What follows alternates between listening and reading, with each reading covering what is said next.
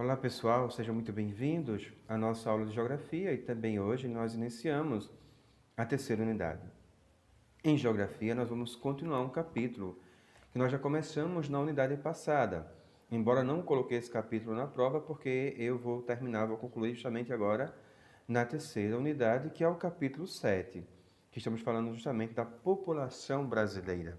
Pois bem, esse capítulo 7, ele continua falando, nos trazendo informações sobre a população brasileira, a nossa população. E na aula de hoje, sobre a estruturação, ou seja, a estrutura da população brasileira, através daquilo que nós chamamos de pirâmide etária. Entendamos aqui, gente, pirâmide etária, tá? Como uma representação gráfica, nela contém a quantidade de pessoas de uma determinada área, pela sua idade e pelo seu gênero. Por exemplo, o último censo que houve no Brasil, que foi no ano de 2010, esse censo mostrou que o nosso país, que o Brasil, ele tem uma faixa etária de jovem que abrange 40,5% da população brasileira em 2010 era formada por jovens.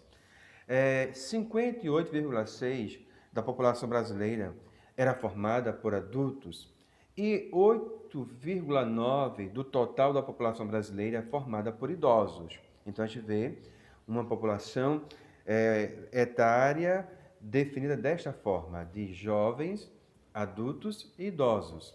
Pois bem, perspectivas, estudos indicam que, muito provavelmente, no ano de 2030, vai haver um aumento da população de idosos, ou seja, acredita-se que por volta de 2030 a população brasileira possa ter, no caso, ou venha a ter, no caso, 15% de idosos, ou seja, um aumento de idosos na população brasileira. Isso faz com que o governo brasileiro deva investir, não é, na saúde para cuidar dos idosos. Então, deve haver um investimento por parte do governo brasileiro em uma preocupação com esses idosos. Por quê? Porque é justamente esses idosos que vão aumentando com o passar do tempo. Veja, em 2030, 15% da população brasileira, há um grande aumento, então o país deve se preparar para cuidar bem da saúde desses idosos. Pois bem, gente, quando nós trabalhamos população brasileira, nós vamos ver o seguinte, que existe a população economicamente ativa, que nós chamamos de PEA, população economicamente ativa. E tem a PEI, população economicamente inativa. Gente, quando eu falar para vocês de população economicamente ativa, ou eu falar de PEA, são grupos de pessoas, tá? Que trabalham, aquelas pessoas que trabalham com carteira assinada, aquelas pessoas que estão em busca de emprego. Então, elas constituem a chamada população economicamente ativa. Essas pessoas que trabalham, que muitas delas têm carteira assinada, que pagam impostos. Então, nós chamamos de população economicamente ativa, tá certo? Pois bem, quem faz parte da população economicamente ativa vai estar ligado aos setores da economia. Aí você pode dizer, professor, mas então, quem faz parte da população economicamente inativa? Entendamos aqui, por exemplo, os estudantes, não é? Fazem parte da população economicamente inativa. Mas o nosso foco hoje é população economicamente ativa, que é justamente esse grupo de pessoas que estão trabalhando ou que estão à procura de emprego. Pois bem, gente, entendamos aqui que essas pessoas trabalham nos setores da economia e nós temos três setores na economia. O primeiro setor nós chamamos de setor primário. Quem faz parte, professor, quem é o setor primário? Gente, entenda aqui o seguinte, o setor primário ele é formado pelas pessoas que trabalham, por exemplo, na agricultura ou na agropecuária, no extrativismo. Então, nós chamamos de pessoas que estão mais ligadas ao campo, à zona rural. As pessoas que trabalham na pecuária, na agropecuária, essas pessoas nós chamamos de setor primário, é o setor primeiro. Então, as pessoas que moram na zona rural, por exemplo, não é, que plantam lá o milho, já que estamos ainda em época de milho, não é? Então, milho, ou feijão, ou a macaxeira, é o setor primário.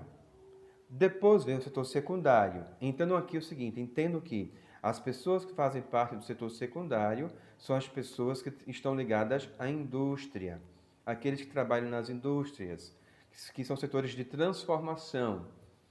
Ou, além das indústrias, também aqueles que trabalham nas construções civis.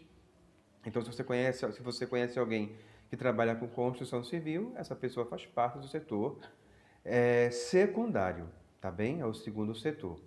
E depois vem o terceiro setor, terciário, e neste setor, gente, vai estar as pessoas que prestam serviços, diversos serviços. Por exemplo, vai estar quem trabalha na área da educação, de transportes, de bancos, é chamado de setor terciário, tá bem? E existe o chamado setor terciário formal, que são aquelas pessoas que trabalham com carteira assinada, então nós chamamos de setor terciário formal. E existe o chamado setor terciário informal, e o informal que tem muita gente, porque são aquelas pessoas que trabalham, não é? E não tem carteira assinada. Então, esta é a realidade.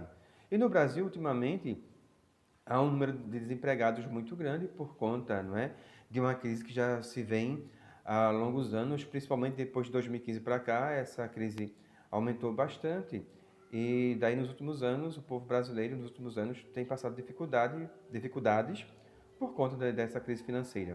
Mas esses três setores, secundário, aliás, primeiro primário, depois secundário e terciário, formam o chamado, no caso, setor da economia, tá bem? Então, lembrando a vocês que o setor primário vai ser pessoas da agricultura e da agropecuária, setor secundário da indústria e da construção civil, e setor terciário, serviços terceirizados como educação, né? Terceirizados como transportes também, bancos, como falei para vocês. Então, assim nós formamos a população economicamente ativa do nosso país, do Brasil. Gente, por hoje a aula vai terminando por aqui.